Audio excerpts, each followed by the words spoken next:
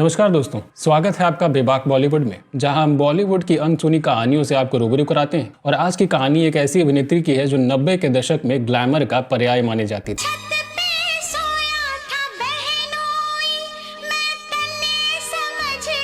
ममता कुलकर्णी एक ऐसा नाम जो कभी बड़े पर्दे पर अपनी अदाओं से करोड़ों दिलों पर राज करता था, और आज ठीक उसके उलट अध्यात्म के रास्ते पर चलते हुए इन्होंने किन्नर अखाड़े के महामंडलेश्वर की उपाधि ग्रहण की है। She is Mamta Kulkarni, and it's her transformation that has left many astounded. At the ongoing Mahakumbh in Prayagraj, it is Mamta Kulkarni who's taken on the new role. She's become the Mahamandeleshwar of the Kinnar Akhada. लेकिन इस फैसले ने जितनी प्रशंसा पाई है उतना ही बखेड़ा भी खड़ा किया है। जब से ममता कुलकर्णी को महामंडलेश्वर की उपाधि दी गई, उसके बाद से ही इसका विरोध भी शुरू हो गया था। आखिरकार किन्नर अखाड़े के संस्थापक ऋषि अजय दास ने ममता कुलकर्णी को महामंडलेश्वर पद से हटा दिया। क्या इनका अतीत इस पद के योग्य है? क्या ये महज एक सनसनीखेज घटना है, या ममता ने सचमुच सांसारिक जीवन का त्याग कर दिया है और आध्यात्मिकता के रास्ते पर निकल चुकी है? इन सभी सवालों के जवाब जानने के लिए इस वीडियो को एंड तक जरूर देखें। पति पत्नी के लिए भगवान होता है, और मैं अपने पति के लिए कोई भी कुर्बानी देने के लिए तैयार हूँ।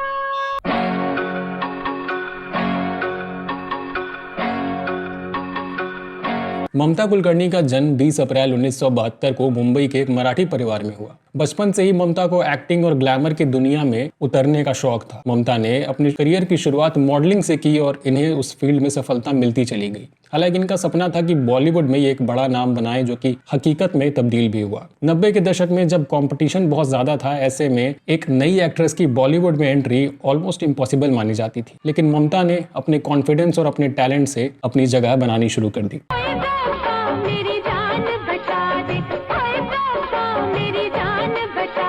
गेडियन साहब की बात सुनकर जब मैंने इसको खोलकर देखा तो पता लगा कि मेरे पिता मेरे लिए शादी का जोड़ा नहीं, कफन खरीदने के लिए रिश्वत का पैसा लाए हैं। 1992 में आई फिल्म तिरंगा में इन्हें काम करने का मौका मिला और इनकी ये डेब्यू फिल्म बनी। इनका रोल तो छोटा था, लेकिन इनकी खूबसूरती और इनकी मासूमियत ने सबका ध्यान अपनी तरफ खींचा। इसके बाद 1993 में आशिक आवारा में इन्होंने सैफ अली खान के साथ काम किया। ओ सनम तेरे आशिक हैं हम, जाने। इसके बाद ममता ने एक से बढ़कर एक हिट फिल्में दी। करण अर्जुन में सलमान खान और शाहरुख खान के साथ इनकी केमिस्ट्री को दर्शकों ने खूब पसंद किया। वहीं फिल्म सबसे बड़ा खिलाड़ी में अक्षय कुमार के साथ इनकी जोड़ी भी खूब चर्चित रही। मुझको राणा जी माफ करना, गलती मारे से हो गई, भरो मांग मेरी भरो। तलाक के बाद ये पूरी जायदाद मेरी हो जाएगी। मैं भले ही से अनाथ बच्चों को ही क्यों न दूं, लेकिन एक धोखेबाज से जुड़ा ले, ये मुझे कबूल न था। इनकी अदायगी और बोल्ड अंदाज ने इन्हें फैंस के दिलों में एक खास जगह दी। ममता ने जिन फिल्मों में काम किया उनमें अक्सर इन्हें ग्लैमरस और बोल्ड कैरेक्टर निभाना होता था, जो ऑडियंस खूब पसंद करते थे। इनकी बोल्डनेस का अंदाजा इसी बात से लगाया जा सकता है कि इन्होंने स्टारडस्ट मैगजीन के कवर पर टॉपलेस पोज दे करके सनसनी मचा दी और बॉलीवुड की कंट्रोवर्सी क्वीन भी बन गई।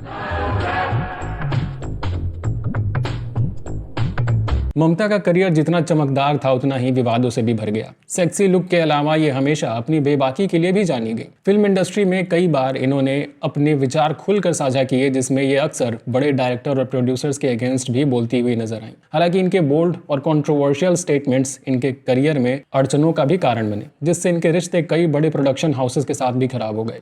हालांकि ममता की पॉपुलैरिटी हमेशा बनी रही। तुम कुछ नहीं जानते, जिस बात को तुमने सर उठाकर कह दिया, वो बात मैं ख्वाब में भी नहीं सोच सकती। 2000 के दशक में ममता ने बॉलीवुड से अचानक दूरी बना ली। कहा जाता है कि इन्होंने अंडरवर्ल्ड डॉन विकी गोस्वामी से शादी कर ली, और ये एक ऐसा स्टेप था जिसने ममता को मीडिया और इंडस्ट्री से पूरी तरह से दूर कर दिया। इसके बाद इनका नाम कई आपराधिक मामलों से भी जुड़ा। ममता और इनके पति के खिलाफ ड्रग्स और तस्करी जैसे गंभीर आरोप भी लगे, जिसने इनकी छवि को पूरी तरह से खराब कर दिया। हालांकि ममता ने इन सभी आरोपों को सिरे से नकारा, लेकिन ये विवाद इनके करियर को खत्म करने के लिए काफी था। विश्वास करो,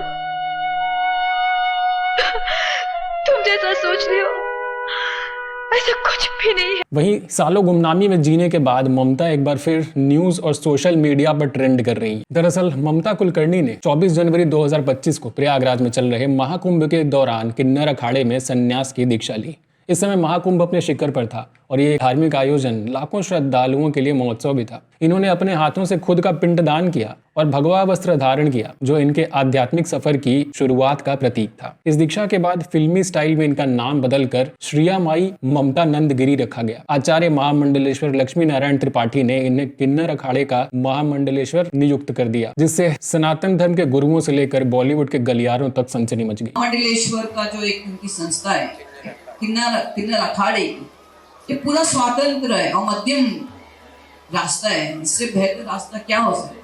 किन्नर अखाड़ा, जिसे 2015 में स्थापित किया गया था, ट्रांसजेंडर समुदाय को धार्मिक और सामाजिक क्षेत्र में समानता दिलाने के उद्देश्य से काम करता है। ममता कुलकर्णी की नियुक्ति को अखाड़े ने अपनी विचारधारा को फैलाने के लिए एक साहसिक कदम बताया। किन्नर अखाड़ा समाज में किसी प्रकार के भेदभाव और असमानता को समाप्त करने का प्रयास करता है और ममता की नियुक्ति ने इसे और भी ज्यादा पॉपुलैरिटी दिलाई है। ममता का ये कदम धार्मिक दृष्टिकोण से महत्वपूर्ण है। इससे समाज में बदलाव आने को भी उम्मीद है। ममता ने समाज के निचले वर्ग को एक नई दिशा दिखाने की कोशिश भी की है। हालांकि सोशल मीडिया पर इस पूरे घटने को मिलीजुली प्रतिक्रिया मिल रही है। कुछ लोगों ने ममता को सपोर्ट किया तो वहीं दूसरे इसे ब्लैक मनी को व्हाइट करने का लीगल तरीका बताने लगे, तो वहीं कुछ ने इसे अंडरवर्ल्ड के दबाव में किन्नर अखाड़े का रिस्पॉन्स बताया। हालांकि सच्चाई क्या है कहना मुश्किल है। संतों में नाराजगी भी देखने को मिल रही है आपकी, जिस तरीके से आपने आज दीक्षा ली उसके बाद। काफी लोग नाराज है, इन मीडिया लोग नाराज है, मेरे फैंस नाराज है। उनको लगा कि मैं वापस बॉलीवुड आऊंगी, लेकिन ठीक है।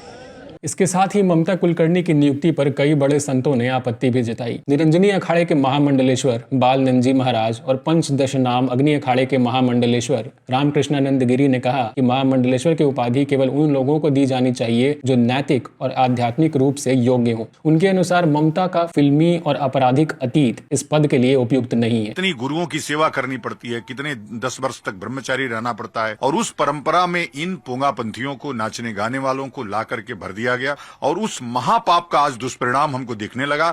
संतों का कहना था कि इस पद का सम्मान बहुत ही उच्च होता है और इसे किसी ऐसे व्यक्ति को नहीं सौंपा जाना चाहिए जिसकी पृष्ठभूमि विवादों से भरी हो। और ये विवाद ममता के लिए एक और नई चुनौती बनकर आया, क्योंकि इन्हें अपनी योग्यता को साबित करने के लिए कई बार अपने फैसलों का स्पष्टीकरण देना पड़ा। इसके अलावा योग गुरु बाबा रामदेव ने भी इस मामले पर अपनी नाराजगी जताई। उन्होंने कहा, महामंडलेश्वर बनना साधना और त्याग का परिणाम होता है, लेकिन आजकल बिना किसी त्याग के लोग सीधे इस पद तक पहुंच जाते हैं। ये महाकुंभ की परंपरा के साथ अन्याय है। इनका ये बयान सीधे तौर पर ममता के महामंडलेश्वर बनने पर कटाक्ष था और ये विवाद बढ़ाने वाला ही साबित हुआ। बागेश्वर धाम के प्रमुख धीरेन्द्र शास्त्री ने भी इस पर सवाल उठाया और कहा कि यह कदम किसी गलत संदेश को प्रसारित कर सकता है और इससे आध्यात्मिक समुदाय की छवि प्रभावित हो सकती है। ये अखाड़ा परिषद और संत महापुरुषों का निर्णय है, शंकराचार्य भगवानों का निर्णय है।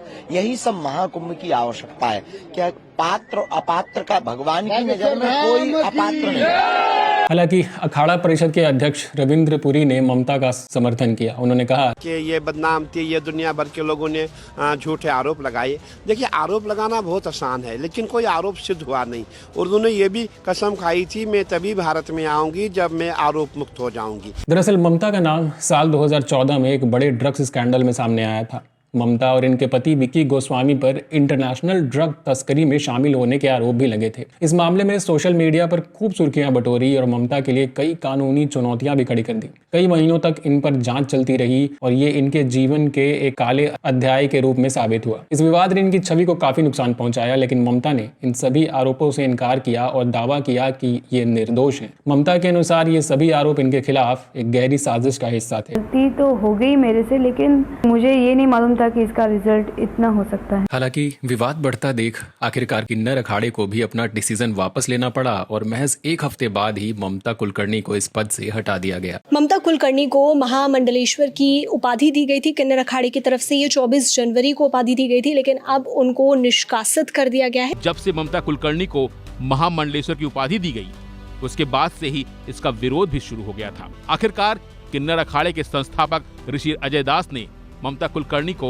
महामंडलेश्वर पद से हटा दिया। विवादों के बावजूद ममता कुलकर्णी खुद के अध्यात्म के प्रति समर्पित होने का दावा करती हैं। ममता कहती हैं कि ये सालों से जूना अखाड़े के चैतन्य गगनगिरी महाराज की शिष्या रही हैं। इस दौरान ये साधना और आध्यात्मिक उन्नति के मार्ग पर ही चलती रही हैं। इनके लिए ये सफर आसान नहीं था, क्योंकि इन्होंने अपनी ग्लैमरस लाइफ को पीछे छोड़ दिया था। लेकिन इनकी आध्यात्मिक यात्रा ने इन्हें एक नई दिशा दी है और इन्हें खुद को इस नए जीवन में पूरी तरह से समर्पित कर दिया है। ममता कुलकर्णी की कहानी ग्लैमर, कंट्रोवर्सीज और आध्यात्मिकता का एक अनोखा मिश्रण है। इनका सफर बताता है कि इंसान का जीवन कितना ज्यादा अनप्रेडिक्टेबल हो सकता है और कोई भी बदलाव संभव है। ममता ने जो कदम उठाए हैं वो निश्चित तौर पर साहसिक निर्णय है, लेकिन सवाल ये है कि क्या इनका अतीत इनके वर्तमान प्रयासों पर हमेशा भारी पड़ेगा या ये अपनी यात्रा में सही मार्ग पर है। तो दोस्तों, आपको क्या लगता है? क्या ममता कुलकर्णी सच में बदल गई हैं या ये सब महज दिखावा है? अपना जवाब हमें कमेंट में जरूर बताएं। वीडियो को लाइक करें और शेयर करना ना भूलें। बॉलीवुड की किसी बेबाक स्टोरी के साथ अगले वीडियो में आपसे फिर होगी मुलाकात। तब तक के लिए नमस्कार।